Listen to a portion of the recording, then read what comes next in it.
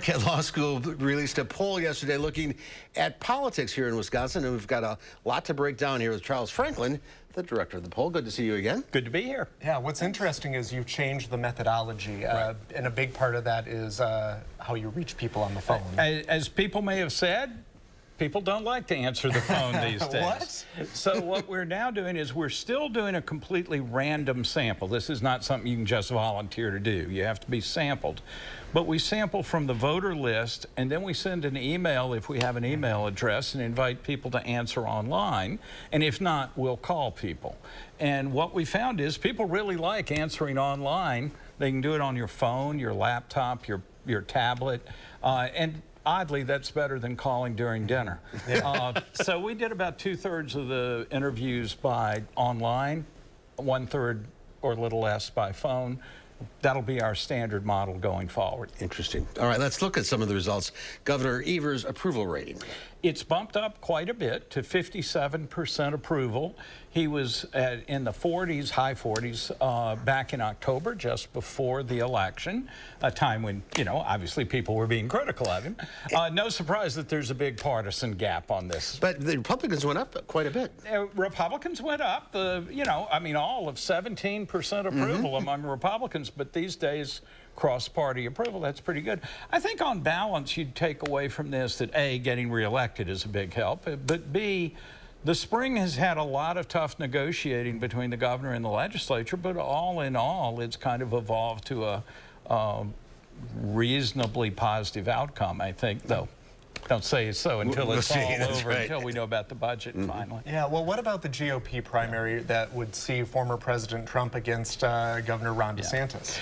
There, we're finding a much closer race here than national polls are showing. Oh, wow. 31 for Trump, 30 for DeSantis, 21 undecided, 18% who pick, or 18% who pick one of the other named candidates. We list 9 different additional candidates. And so that's much closer. Trump in national polling is leading with about 50 to DeSantis in the 20s. But this shows, one, it varies from state to state. It does raise questions here in the state, but the biggest thing is among Republicans, Trump is viewed favorably by 68%, but unfavorably by 30%. He's getting 45% of the vote of those who view him favorably, but there's a scattering for the others.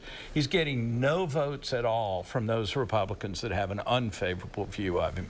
And all of that is pulling his overall number down. Let's move forward to November of 2024, presidential election. Joe Biden versus Donald Trump. Well, there, Biden has a big advantage, a 9-point advantage. Now, hasten to add, our election will not be decided by 9 points in the end, because we never do that sort of thing. Maybe sometimes. But I think the really striking thing here is both parties are completely locked in. Trump's getting 93% of Republicans, Biden 97% of Republicans. Of Democrats. When we move to DeSantis, it's similar on the partisan line voting, but what's different is independents who lean to Biden a bit when he's against DeSantis, but go overwhelmingly for Biden when he's against Trump. I think we have those numbers. Will that make the difference? Well, if it pops up, we'll see it. But, it's okay, so, you know, basically Biden's getting 52 to 44 of independents against DeSantis, but that Biden number pops up into the high 50s against Trump.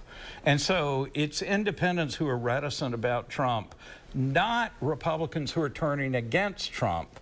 If you look at the crossover vote, it's only like 5% of Republicans that would cross over to Biden, even though 30% of Republicans say they're unfavorable to Trump. But that's a long ways off. It is a very long ways.